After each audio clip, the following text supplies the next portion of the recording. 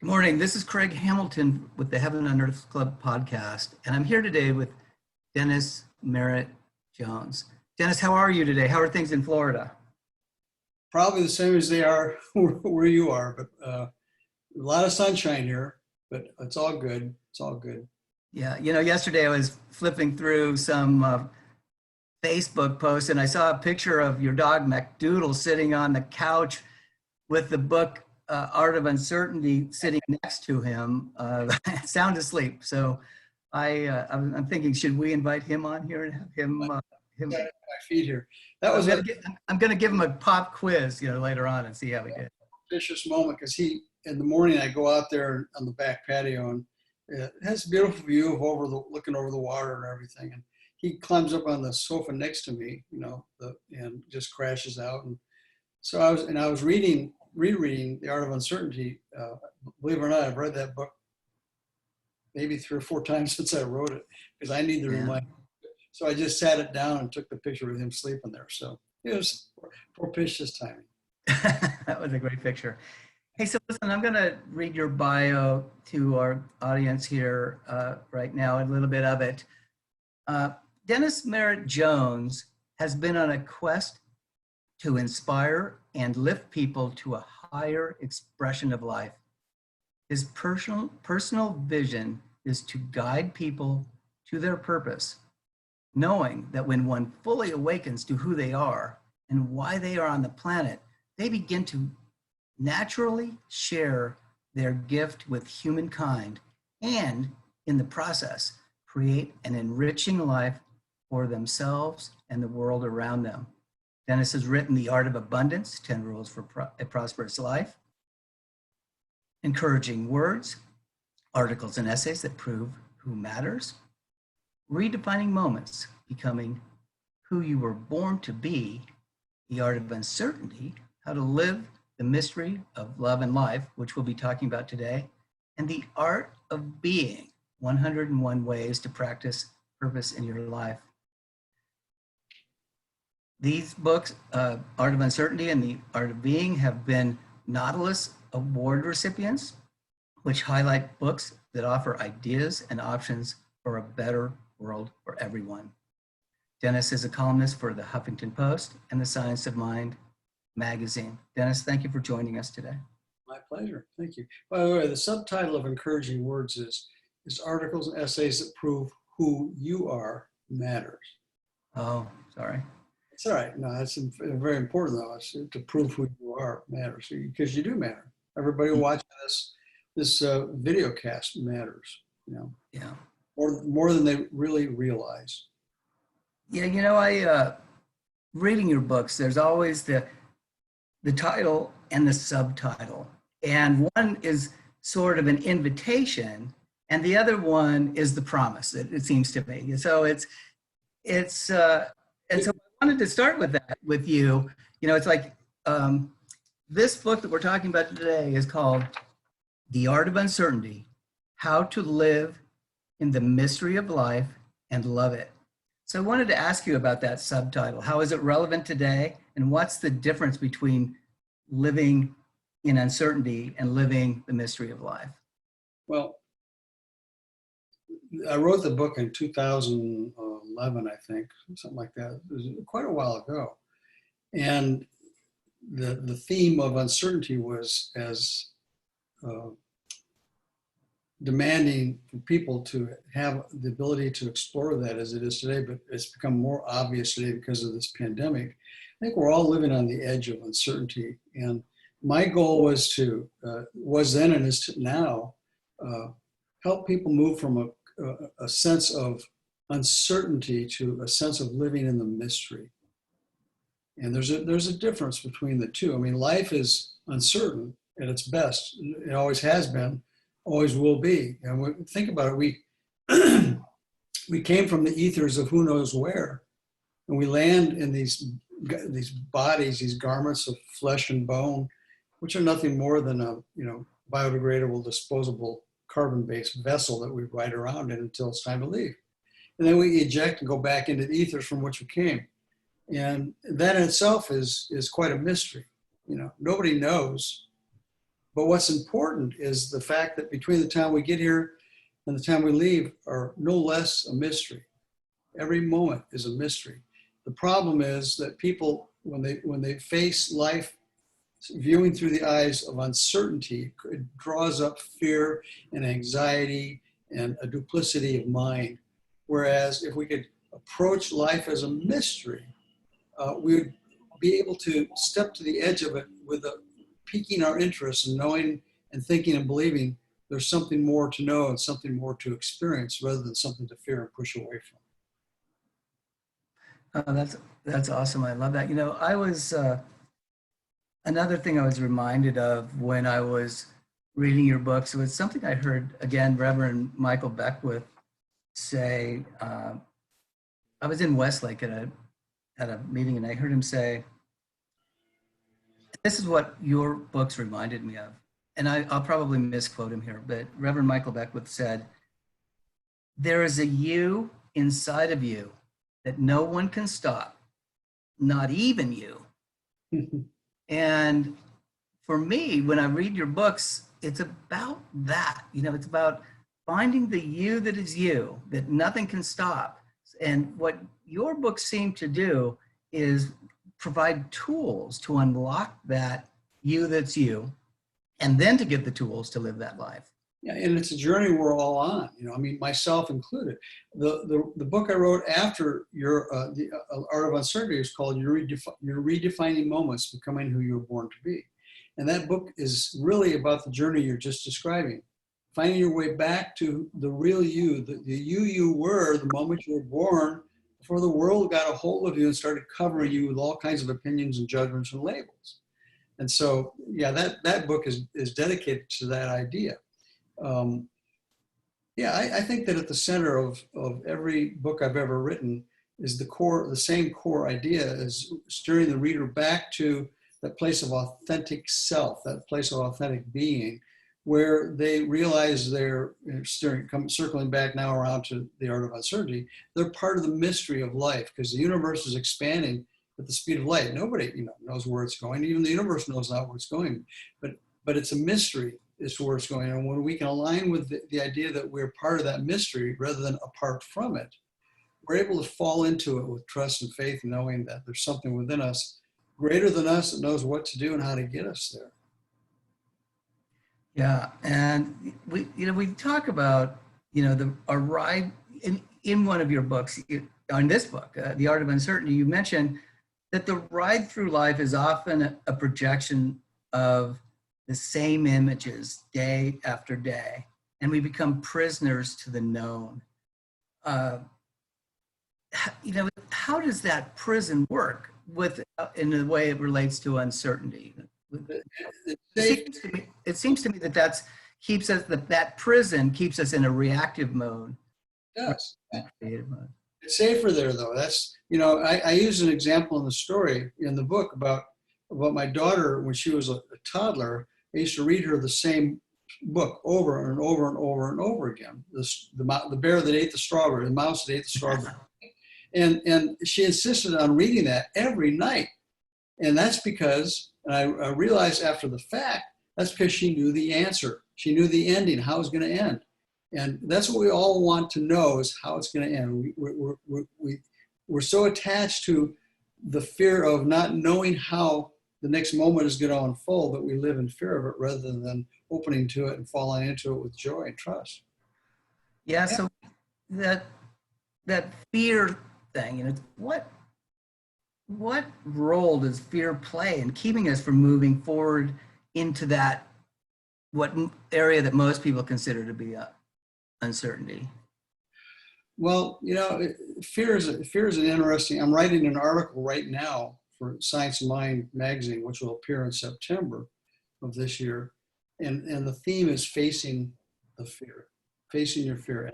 And that's interesting. That theme was developed long before the pandemic that we're in right now came up, which fear is palpable everywhere. You don't have to go very far to experience it.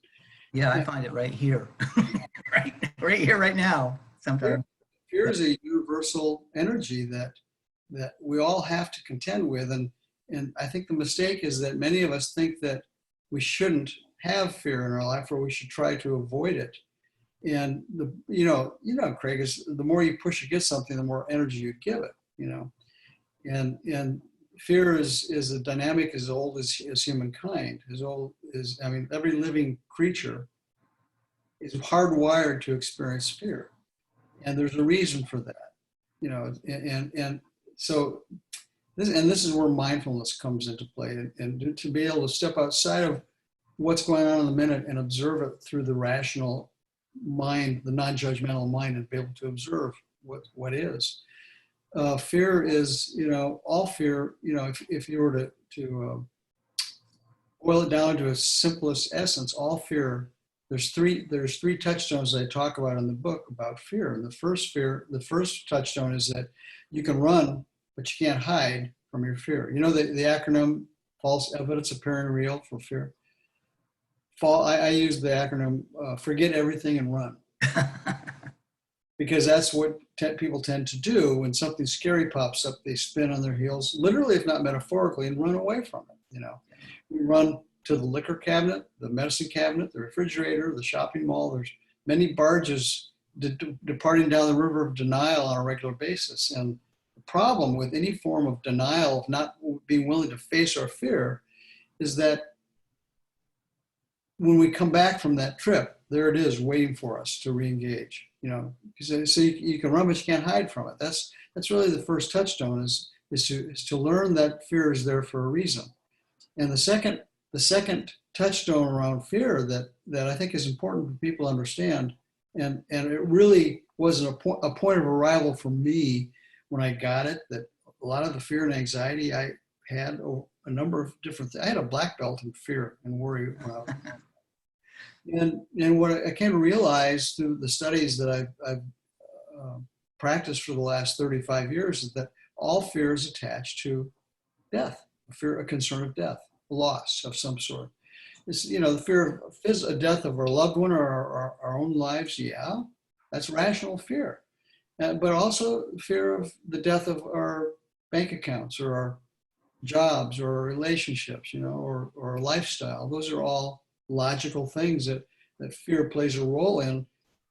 And the fear, if we could become aware enough to have a conversation with the fear, we'd be able to ask what is, and that's really the third touchstone, is realize that fear can be your teacher. It can be the greatest messenger in our lives if we're willing to stand with it toe to toe and have a conversation with it. In the East, they say we have to learn how to dance with our demons. And rather than run from them, to call them in close and embrace them. And I actually do it as a part of a workshop. When I do a workshop on this book, is I have people go through a guided visualization where they're standing in the middle of the high school gymnasium at the dance, and around the gymnasium are all these chairs in a circle, and each chair is sitting a different fear that we have. And so the practice is to walk up to one of your fears and ask it to dance. Where you escort it out onto the floor and embrace it, and it's a safe practice because it's in a guided environment, and you whisper into your fear's ear, teach me, what do I need to know about you so I can transcend you and move on and unfold the life I came here to live. And the idea is, don't think that we're ever going to defeat fear or get rid of it, because we won't. We're hardwired to experience it. The practice is to become aware of it and have the conversation with it and let us teach us what we need to know about it so we can transcend it, not get rid of it. That's great. And so that's where we are, I think, today, right? This invitation, we have a world that many of us are feeling fearful of, and we have this invitation then to engage with the fear and then to transcend it. So what happens next? Well, I mean, where do we go there after we're talking about fear, and then we move into the next step, which I think is uncertainty, right? And then living in uncertainty is an art form. It's a lifestyle. It's not something that we get to do from 8 to 5 on Monday through Friday. Living in uncertainty puts us in if we're able to do it. I'm starting a new book in the next month or two, and it's going to be called The Art of Surrender. which is learning how to fall into the arms of the beloved and trust, And once we're able to live in that sense of awareness, what happens is we begin to see life through new eyes. And when we become part of the mystery, rather than fearing uncertainty, we begin to see life through the eyes of everything is a miracle. We see life through the eyes of a mystic, mystic. And in the book I talk about the difference. A lot of us, we're all mystics. Some of us are optimistics, and some of us are pessimistics. That passage made me laugh when I read it in the book, and I just keep waiting to use that line somewhere. When we can begin to learn to come to the edge of the unknown and lean into it. And I use the example of how birds learn to fly in the book. Knowing there's something within them that knows how to fly. You don't see a bird taking lessons on how to fly from another bird. There's something within that knows how to do it when they need to do it. That same intelligence is within us. And when we're able to trust that intelligence to take us to where we need to be in the moment, as my friend Gary Zukav says to the universe, find me where I need to be, take me where I need to be. We begin to see life as a true miracle. I love and that's one of the questions in the book I offer people as a practice, to ask yourself, what do I need to do next in order to realize that every day is a day for me to give thanks and observe and practice the awareness of the gift that has been presented to me, which is life itself, right? And am I honoring the giver of the gift by how I am unfolding my life? Am I honoring the giver of the gift by how I'm unfolding my life? And if we're living in fear, the answer to that is no, we're not. Yeah. So in order to honor the giver of the gift, we have to utilize the gift in the most amazing way. And so this is where self-awareness comes in. In the East, I don't know if I talk about it in this book or not. I think it's in one of the other books. There's a practice, mindfulness practice called the awareness of the three miracles. And the first miracle is that when we begin to be conscious and aware, the first miracle we see around us is that everything is a miracle. Life is a miracle, What's not to be miraculous? When you look around, you see what is. Everything is beyond understanding. How did it all get here? So the three miracles. The first thing is that everything's a miracle. The second miracle is that living things are a miracle. When you think about it, that there's this life force that animates every living thing, pushing through it. The palm trees in my backyard, the squirrels, the birds, the rabbits, the dogs, the grass, everything that's alive. There's intelligence pushing through it, saying, grow, grow, grow. I have to be more tomorrow than I was yesterday. And that's a miracle. When you realize that we don't have to try to grow our hair. There's something within us that knows how to grow it, and our fingernails. And so living with the awareness that everything that is alive is growing and is pushing out, is animated with the life force, is quite an awareness to have. And this helps us live in the mystery, moving from uncertainty to the mystery. And the third miracle is living things exist that know they exist. Self-awareness. Mm-hmm. That's where the real power is to me, is to be aware that you're aware. To realize that you have a thinking mind. You do realize what a gift it is to be able to think a thought and then step outside of that thought and observe it. Yeah, no other living creature has that ability that we know of. And so to be self-aware, what happens when we can become truly self-aware is that we begin to perceive everything as a mystery rather than uncertainty. And at that moment, what happens is that we begin to realize that if we can stay in the awareness of these three miracles and the fact that we can observe our thoughts, feelings, deeds, and actions and respond to them rather than react to them, we realize that, and it becomes a spiritual sacred experience when we realize that we all come from the same source, same place. You wake up one day and you look in the mirror and you realize you're looking right into the eyes of God. And when you have that awareness, everything changes. Yeah, that's really powerful. And you, in your book, you talk about lake potentiality. Is that what you're basically alluding to that here, I think. Potentiality shows up as we discover it and allow it to. We're born with a potential. Mhm. You know, I love in the East. I got this teaching I think from Thich Nhat Hanh. It says we're born with the seeds of all potential within us as children.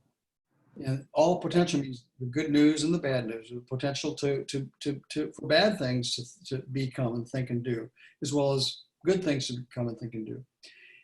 And the question is, which of those seeds will we water, will we nourish with affirmative energy and thoughts and paying attention to it, Too many of us get dragged into focusing on what's wrong with our lives rather than what's right.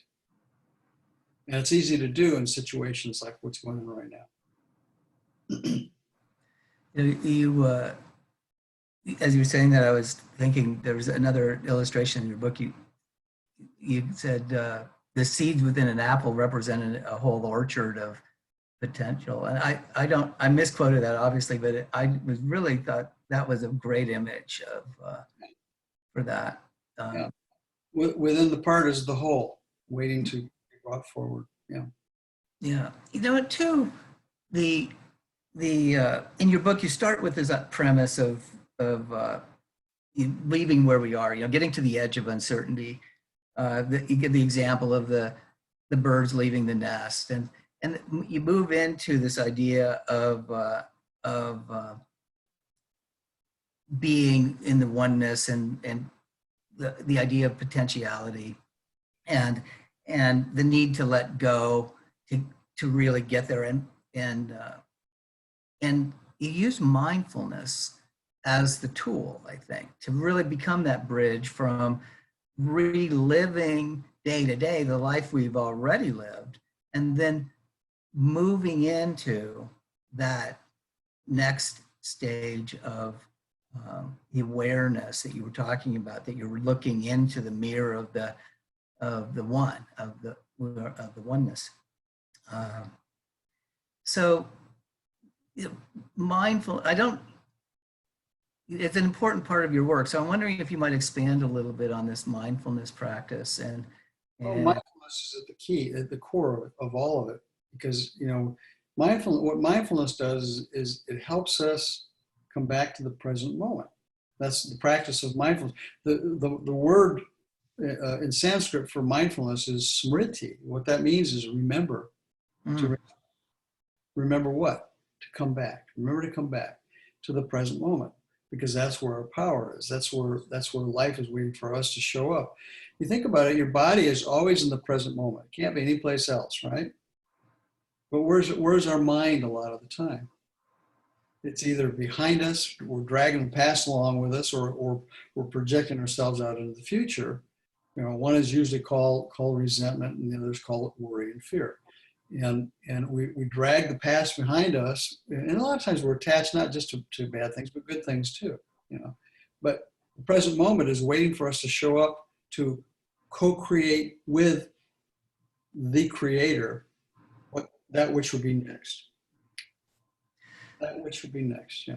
That would be next. And that's interesting. One of the things that I felt differentiated your book from some other books in the genre is this idea of, and you're alluding to it here, I think, is you use other words that are not often used directly in this genre. You use words like action, persistence, perseverance, commitment. And many times in this field, I hear people say, let go and let God, or toil not, and remove themselves from that action step a bit, that you're encouraging to be integral in this process of living.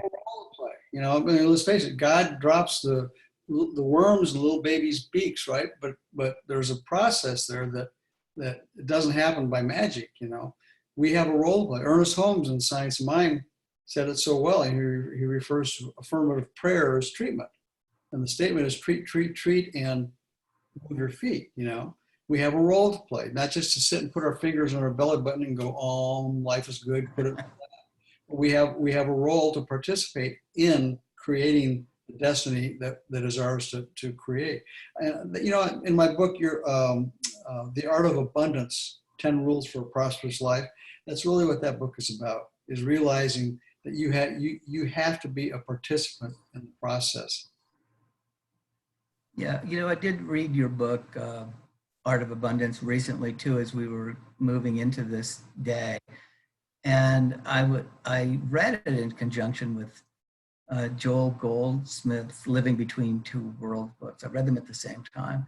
And I thought there was an amazing parallel between the two. But one of the things that really attached me as I read those two books was this idea that we've been given this gift and it's all available in this, you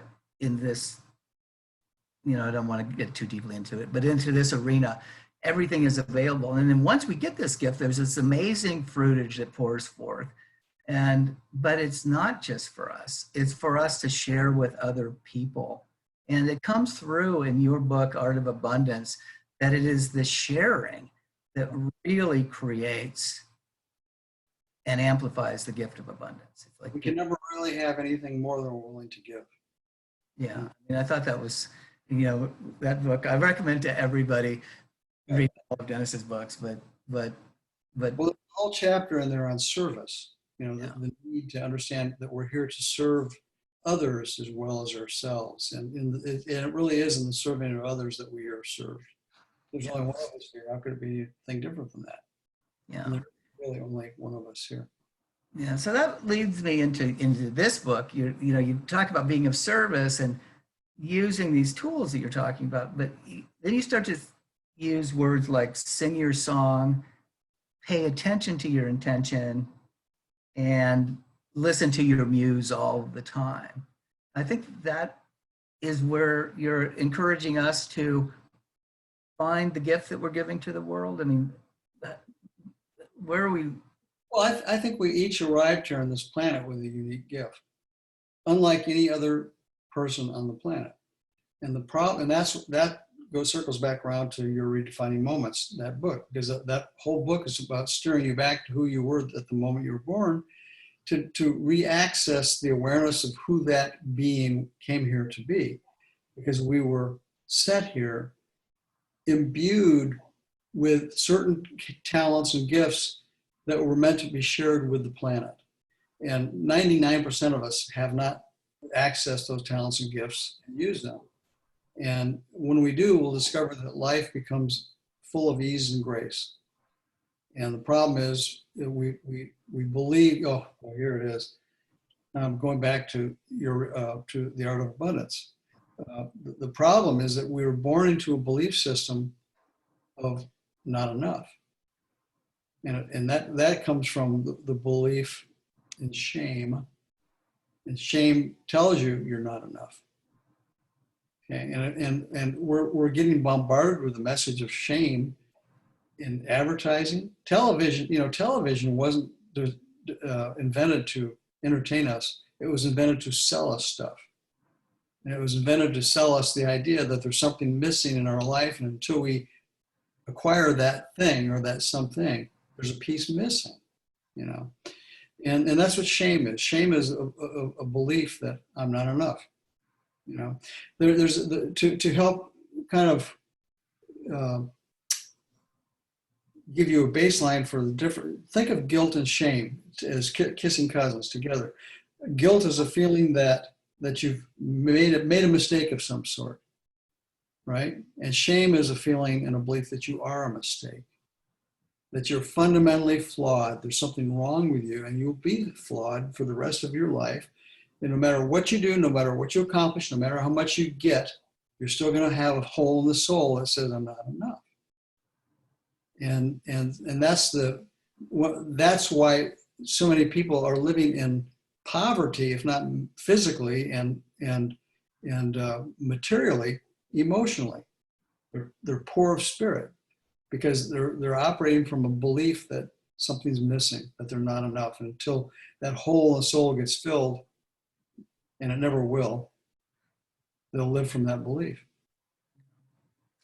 And it seems like in this time and this day and age, and facing the pandemic that we're in the midst of right now, and the uncertainty that is unfolding as a result of that, that to thrive in that, or in this arena, the idea that one is enough is so necessary in order to grab hold of the new opportunities that are unfolding. Yeah. Speaking of the pandemic, I look like a geriatric version of Grizzly Adams with I got my hair in a ponytail, and I'm just I'm not my normal physical self, and yet I've given myself permission to show up here like I am, rather than how I think people think I should be, right? And the gift that we are given is the opportunity to continue to drill down, that irrespective of what my friend Terry Cole Whitaker said, it's so beautiful in one of her books. She said, "What you think of me is none of my business." Yeah. When we can begin to live from that awareness, we'll discover that our becoming enough has nothing to do with materiality. It has to do with feeling a sense of wholeness. And wholeness can only come one way. That's through realizing that you're part of something greater than yourself. Wholeness is not a point of arrival. It's a state of mind. Yeah. Powerful. So I don't want to keep you forever here, but I do want to, and maybe you're just getting to that right now, but you mentioned in your book, you talk about creating a life worth living. And with what's going on in our world today, how do we even know that that is possible for so many people, creating a life worth living? Well, that's where purpose comes in. A lot of people, ultimately they think their purpose is going to be filled when they reach a certain point of arrival, when they have the right and perfect mate, or the right perfect home, the right perfect family, the right perfect job. It's a point of arrival. And there'll always be, you'll never arrive at that completed point. And a life worth living is waiting for you right in front of your face every moment of every day, even in the middle of a pandemic, even in the middle of what appears to be missing in our lives. The whole idea of seeking purpose is to realize that your purpose is to be the fullest, most grounded, open expression of life, God, that you can be in the moment. And it has nothing to do with your surroundings or what's going on in the world. There's nothing that's going on in the world that can keep us from being wholly who we are in the moment. Does that make sense? It completely makes sense. I'm trying to think whether there are times when I feel that in the day-to-day world today, and then other times I'm like, I just don't believe it. We're all thinking that there's something that needs to be added to us to be complete. Yeah. Whether it's a better looking body or more money or whatever that looks like. I love the analogy was that David Michelangelo was carving the statue of David. And somebody asked him, how are you going to ever create that perfection that you're looking for in this hunk of stone? The metaphor is you don't have to add anything to it, you just have to remove the unnecessary parts. So a life worth living is found by the process of subtraction, not addition.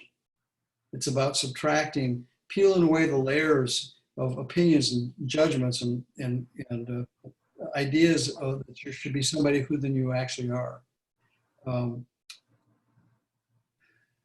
It is, and again, that goes back to your redefining moments. That's what that book is about. It's taking off all the masks and peeling away all the stuff that covers over the authentic self that we came here to be. Yeah. And nothing has to change out there for us to be that self. So we talked, and I want to wrap up here in a minute.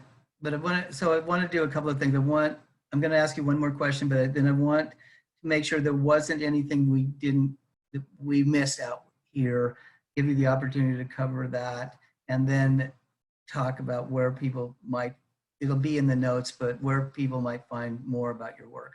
So let's start with this last thought. You know, you end your book, you've gone through this process of really leading people to this thought of purpose that you just mentioned.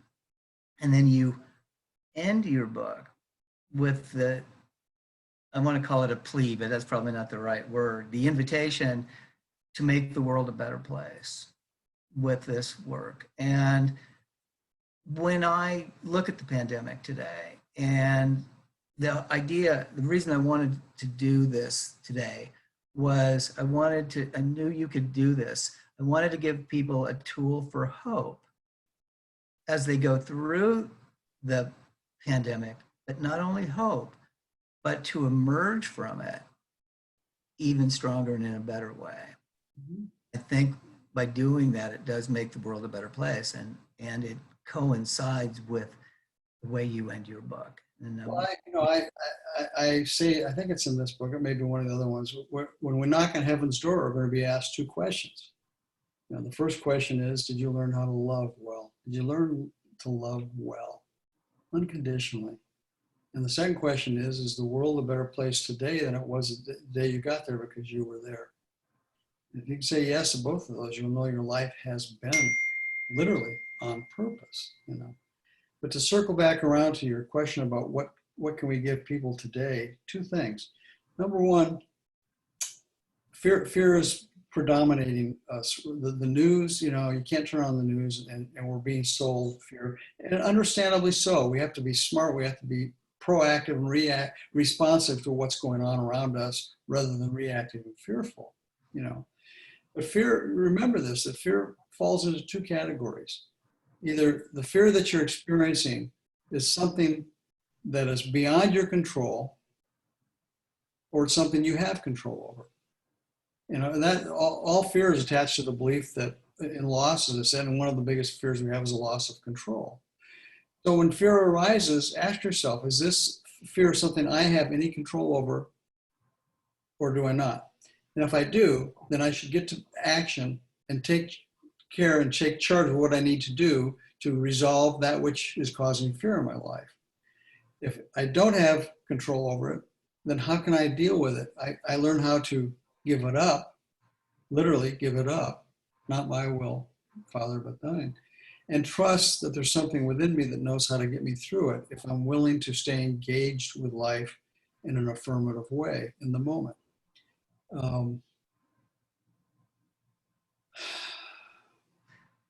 I wish that there was some complicated formula that people could follow to make it so. But at the end of the day, it comes down to this. We breathe, we realize that we're given life and purpose in this moment to be. And what we do with it is our call, our choice. And we can either be responsive to what's in front of us or reactive to it. And in either case, we're going to get we're going to yield what we put into it. I love the idea of purpose, and that you're here on purpose, and you know you're here on purpose. Richard Bach said in his great book, Illusions, he said, here's a test to know whether your mission on planet Earth is completed. Yeah, if you're here, if you're alive, it's not. Are you alive? If you are, there's more for you to do. And you can't let the pandemic or the world, what's going on in the world around you, dictate that your purpose has meaning. And that's really where I would bring it around to, Greg, is just that. Realize that who you are matters. And even more so, what you do with who you are matters. There's a ripple effect. There's no question about it, that what we do affects others. And when we do it affirmatively and mindfully and carefully and lovingly, we add something positive to the world. And that makes it a better place. And it doesn't have to happen by going out and creating or discovering a cure for some radical disease. It's just about being the best person you can do in each moment, knowing that that spills over into the lives of others in some way and enriches them. And the ripple effect enriches others beyond that. So breathe, be mindful, be grateful, and know that if you stay teachable, you're willing to come to the edge of everything you believe and lean over, you'll be shown what's next. And I close one of my talks with the statement by Guillaume Apollinaire, you know, come to the edge, he said. I said, no, we're afraid. Come to the edge, he said. They came. He pushed them. They flew. There's more for us to do, or we wouldn't be here. We won't know what that is until we come to the edge and open up to it. That's perfect. That is a wonderful place to end today. So where can our listeners find more about your work? Well, you can go to my website, dennismerrittjones.com. I have a calendar of events there. You can get all my books through the website, take you right to Amazon. There's also, if you go to my website on the press room page, there's lots of free downloads. I have study guides for 4 of my books that you can download if you want to do a small group study group on your own with other people. I'll be taking The Art of Uncertainty to a 4-week online class in the near future. If people go to my website, they'll know more how to access that. Go to my Facebook pages, LinkedIn, I'm on all those places. Just connect with me and say, hey. Awesome. That's great. Thanks again, Dennis. And we have McDoodle in the back now. So that's great. Yeah. He made his appearance. Yes, he did. Yeah, Hey, thank you for having me and keep up the good work. You're making a difference. Yeah, thank you. You too. Peace. Peace.